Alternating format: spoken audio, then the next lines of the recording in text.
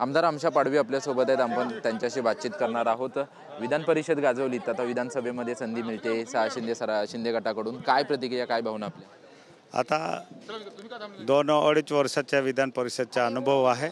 आता विधानसभामध्ये सुद्धा जे आमच्या भागाचे विषय आहे, सरकारमध्ये आहे, सरकारकडून आमच्या भागाच्या विकास कामासाठी चांगलं काम करू। आम्ही आमच्या भागासाठी मागणी करून घेऊन जाऊ। आमच्या भागाचा जो विकास बाकी आहे ते आम्ही करू।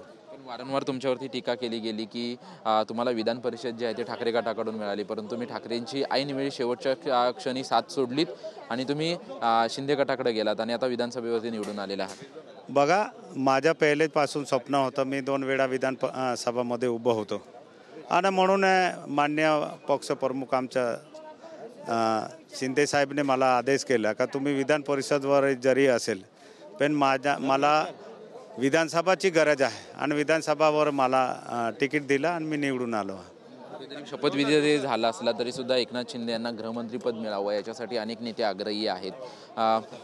कुठेतरी मुख्यमंत्री असताना आता उपमुख्यमंत्री पदाची शपथ घेतली, परंतु मोठमोठी खाती मिळावीत असं सर्वांची अपेक्षा आहे। आता बघा, प्रत्येक आमदाराला लागतो त्यांच्या पक्षाच्या नेत्याला चांगले खाते भेटायला पाहिजे।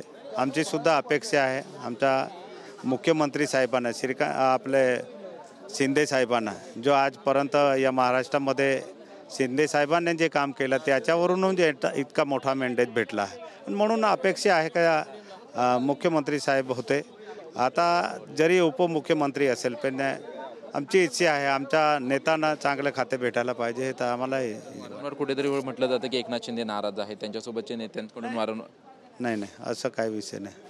धन्यवाद आमच्याशी बातचीत केल्याबद्दल। आमच्या नेत्यांना चांगली खाती मिळावी अशी आमची अपेक्षा आहे, अशी प्रतिक्रिया जी आहे ती आमदार आमशा पाडवी यांनी दिलेली आहे। कॅमेरामन आम्ही चिकवनसह निवृत्ती वावर, TV9 मराठी, मुंबई।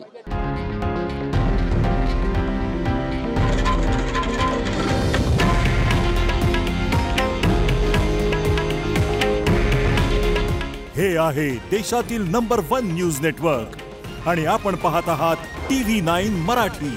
काळजी तुमची, हित महाराष्ट्राचं।